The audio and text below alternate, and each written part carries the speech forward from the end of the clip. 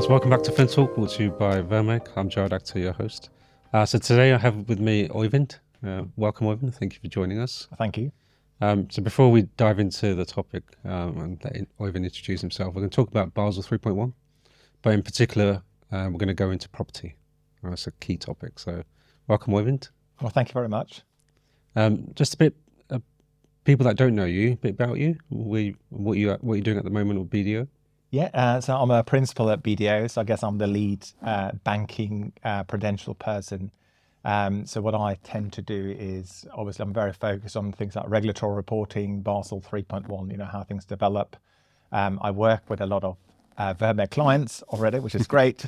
And I also do things like conducting skilled persons reviews on the regulatory reporting. I help firms with, I guess, developing sort of capital and liquidity optimization. So I'm going into the ICAP and ILAP territory as well. So I've been at BDO for, I guess, almost 10 years now. So sort of developed a practice. A lot of my clients tend to be sort of medium-sized banks and some building societies. And I guess I also have some sort of foreign clients as well. But my focus is very much on the sort of the medium-sized, standardized firm, if you like. So really busy then with all the audits. I can imagine you can have a few audits. Yeah, absolutely. Yeah, so I think there's 2 live Section 166s at the moment, and there's quite a few so internal audit reviews and I guess regulatory health checks going on at the moment. So yeah, very busy indeed. Absolutely. Very busy. So I want to dive into kind of Basel 3.1. Yeah. I know it's a massive topic. Everyone's talking about it. So before we dive into property, your overview on where we stand at the moment. I know kind of as of recording, currently it's still in CP mode. So we haven't quite received the PS yet. But your thoughts on it and your overview? Yeah, no, it's really interesting. And I think it's very timely. So obviously the PRA has committed to 1st of January 2025, as the live date. And I think the way the Basel 3.1 has landed in the UK is that they've stayed very close to the Basel regulations, perhaps a lot closer than some of the other jurisdictions like United States and the European Union, for example. And I think the PRA has so they haven't, I guess, been as flexible as we thought they would. So there's a couple of examples on, how, they've been quite strict, for example, on the SME factors, as one example, compared to what we have seen from the proposal from the EU. So I think it will have an overall impact on firms. I expect capital requirements for Pillar 1 to go up for most firms, actually. And that's mainly driven by, I guess, some higher risk weights. And then also the fact that for mortgages and resi mortgages, for example, there's a new way of calculating loan to value. So you go down the value at origination as opposed to the sort of market value. So that will probably more than offset some of the new risk weighting bands. So I think overall firms will expect to see a small increase in the capital requirements. Yeah, and now you mentioned mortgages, so I want to dive into that. That's the topic we're going to cover today. So historically, mortgages. Let's take resis. Let's start with resis. So resi mortgages. 80% LTV, 35% risk weights, and then anything over is 100%. Yeah. Right? What's changed? That's a really good question, actually. It's quite a big fundamental change. So first of all, the regulators have introduced a lot of new asset classes for mortgages. So they're splitting it in between what we call the loan splitting approach and what we call the whole loan approach. So for example, if you have your classic sort of standardized residential mortgage and you meet certain criteria, so i.e. you live in the property, for example, then there's a new calculation called a loan splitting approach. So it's quite interesting because you're basically splitting the loan up.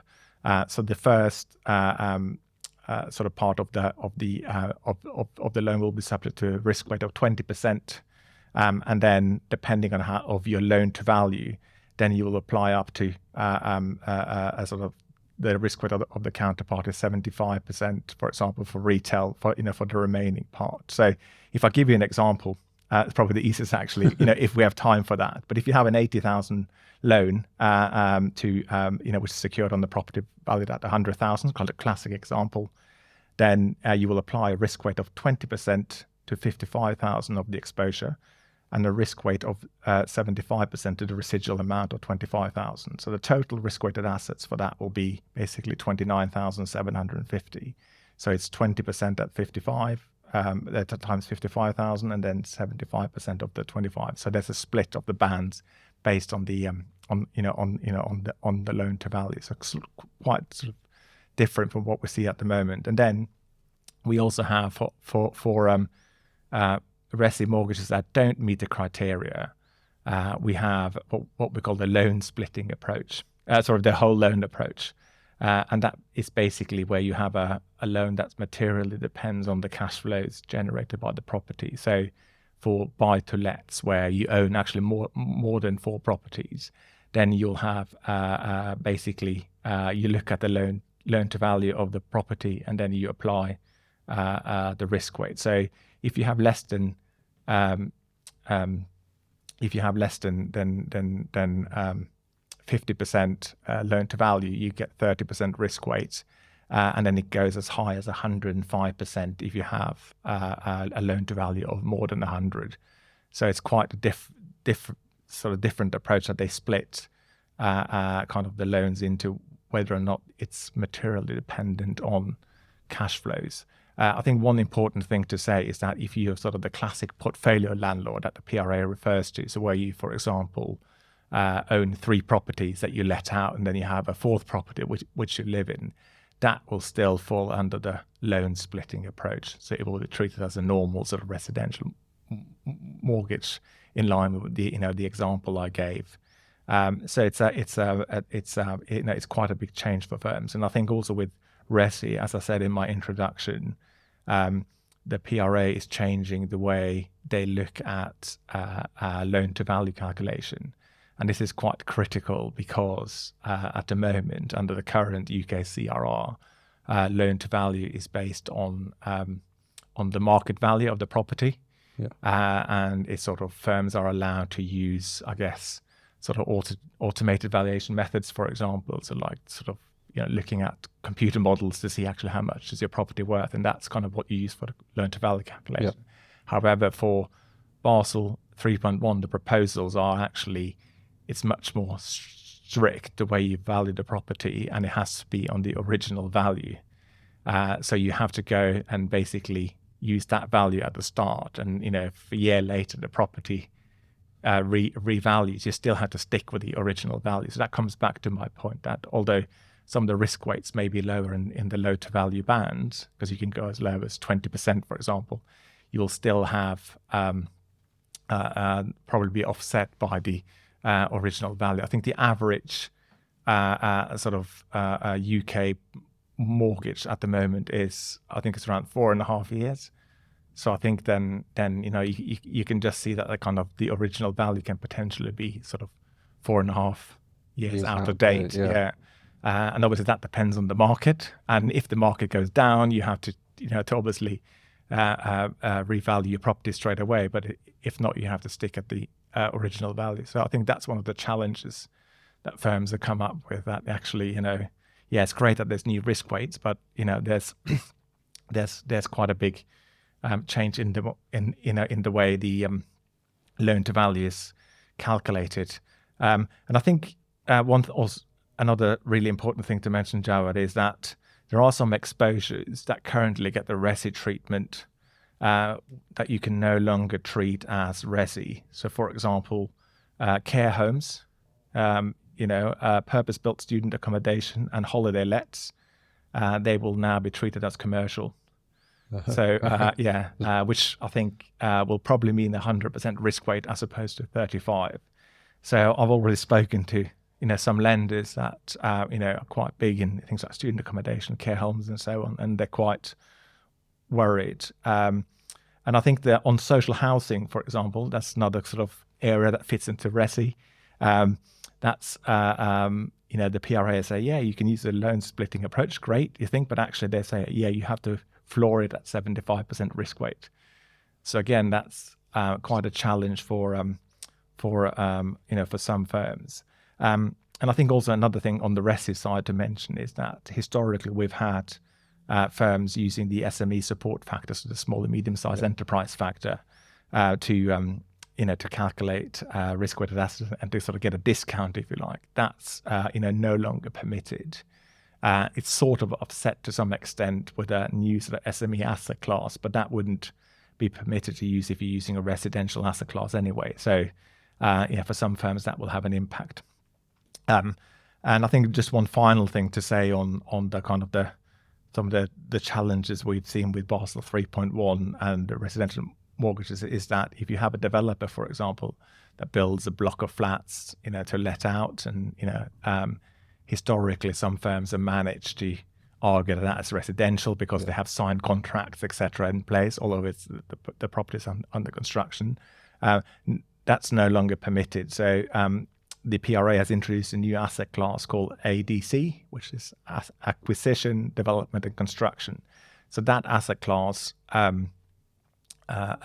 really only has two options. One is 150% risk weight. It's a bit like the speculative immovable property financing that you have at the moment. And then if you have sort of signed buy-to-let contracts, then you can get 100% risk weight instead. So again, that's for some banks, particularly medium-sized banks in the UK, quite active in the sort of property development market. They'll see a bit of a setback there as well, I think, in terms of risk weight. So quite a fundamental change and challenge for some firms. What I do like about Basel 3.1 is I think there's more clarity than what we've seen before. So, for example, the regulators are quite clear on saying, it applies to if you meet these criteria. So, for example, if you're a care home, then sort of whether or not you're in or out of scope. So it will make the reporting for firms, I think, slightly easier from an interpretation perspective. Yeah, I think that's always been the point, right? Yeah. Around the interpretation. Yeah. How they value the property as well, and all the requirements they need to do. Couple of things.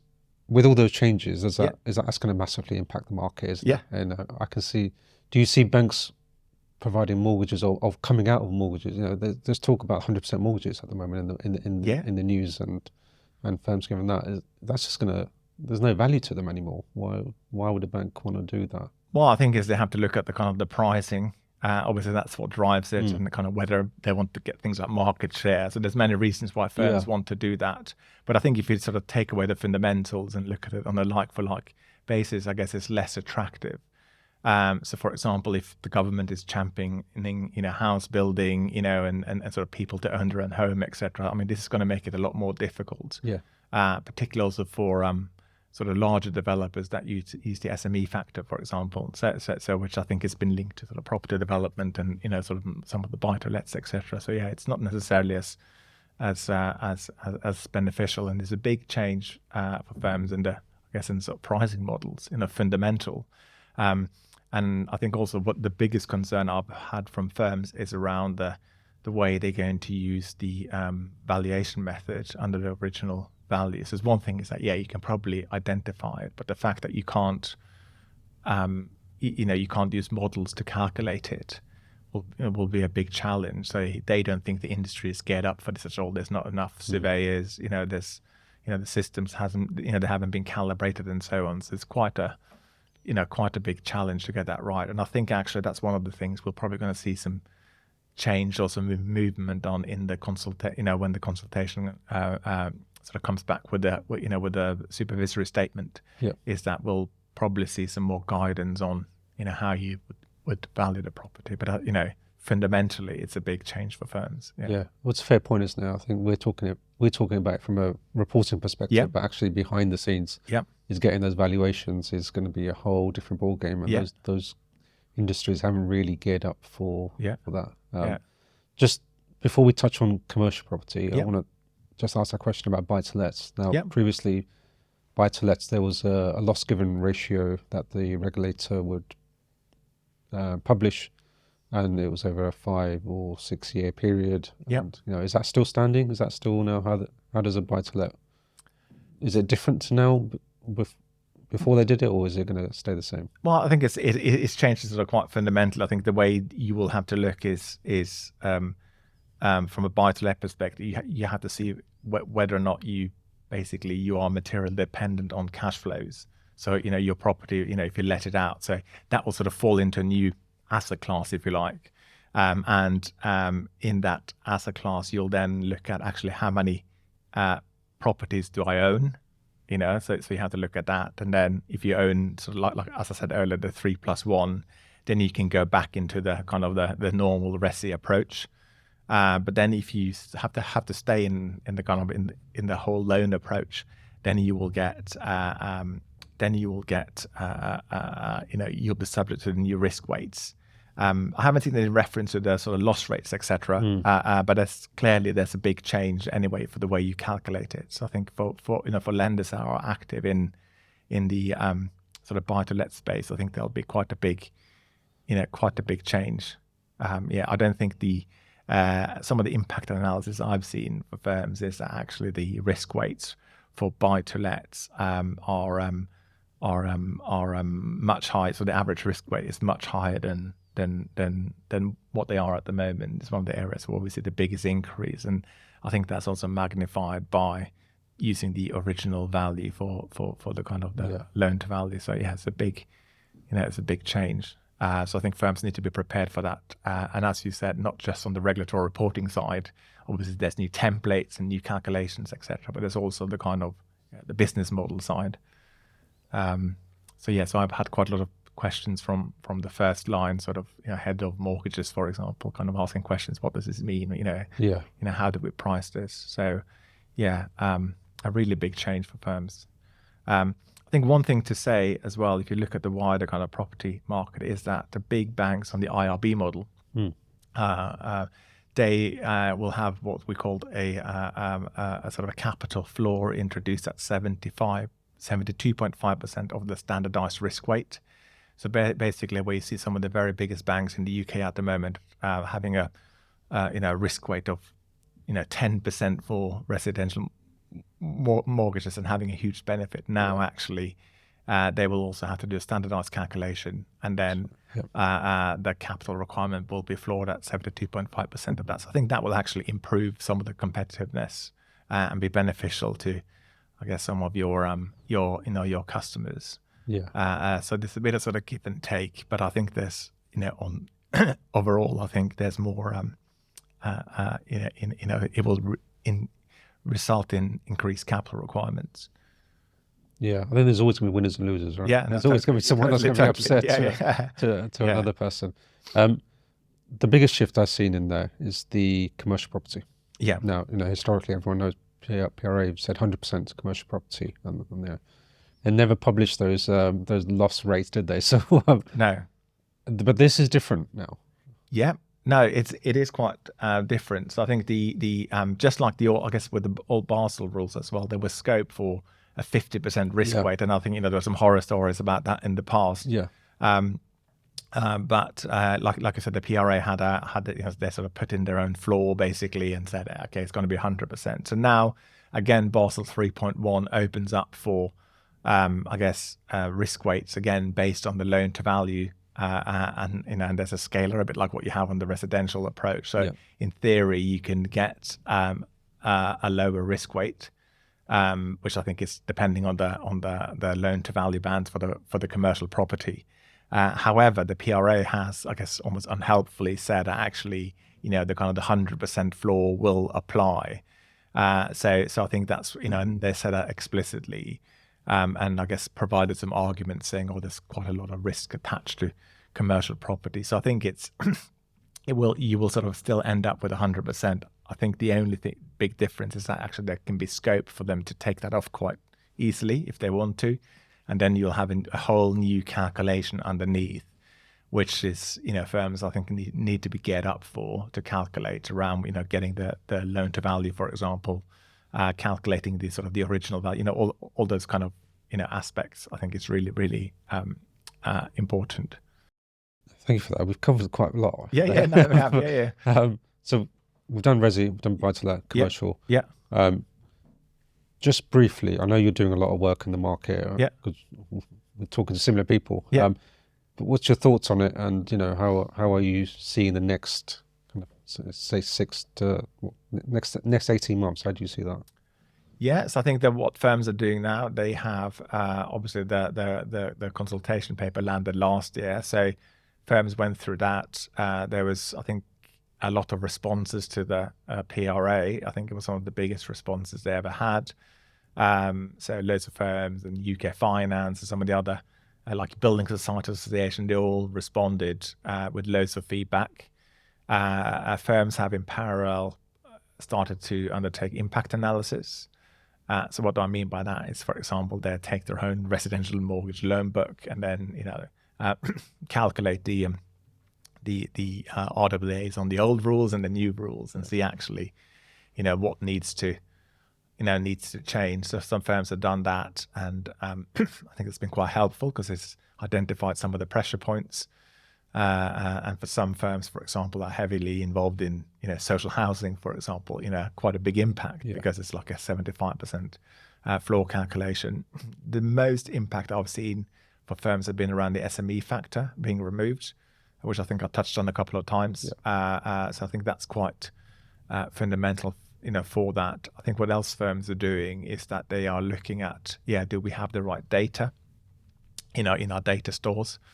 Some firms have started to look at the templates as well. I think there's some draft templates, sort of co-rep style templates, in the appendix of the consultation paper. So they've started to look at those as well. And I think firms will, eagerly await the PRA's supervisory statement that will come on the back of the consultation, so nail some of the final points, and then I think they'll just prepare for the kind of the impact, start to look at things like risk appetite, products, pricing, just get the whole the overall view of capital requirements moving. Some firms I know as well are looking at the impact of the strong and simple regime at the same time. I think that's probably if they have sufficient amounts of capital and it's not really sort of that tight for them. I think that could potentially be a route to go down. I know that's sort of slightly out of the scope of this session, but it's something that they will actively consider, and they're holding back some of the impact analysis until the capital requirements for the strong and simple approach has landed. And I think that's in line with what the PRA has said as well. They don't want firms to do the kind of the impact assessment twice. But I think the bigger firms and sort of the firms that sort of actively manage their capital are very carefully looking at Basel 3.1 with a lot of lenses, and obviously regulatory reporting is key, and and calculating the impact is absolutely fundamental. So that's a big part of firms, and I've seen resources been allocated to sort of project teams as well, and I think there's quite a big demand in the industry for sort of regulatory reporting professionals at the moment, looking at working on Basel 3.1 projects. Yeah, we're seeing similar projects gearing up, teams gearing up, but we're seeing a lot of impact studies from firms like yourselves as well. So lastly, do you reckon the date's going to slip? Well, it's never say never. I think I think the date slipped a few times a couple of years ago. So we're working for like 2024 and so on.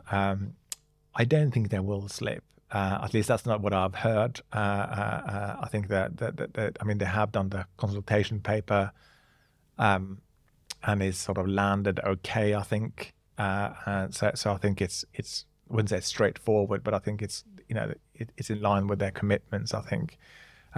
And I think also in the latest business plan from the PRA, I think they committed to the 1st of January 2025. So I don't think they will miss the deadline. There's quite a lot of reasons for that. I think it's also the kind of European Union and the US and other jurisdictions are doing this at the same time. So you have to to get all your sort of ducks in a row. So I'm not aware of any slippage, but never say never. Yeah, exactly. Oivind, thank you so much for your time. Pleasure. It's been really beneficial and informative. Thank you so much. Thanks.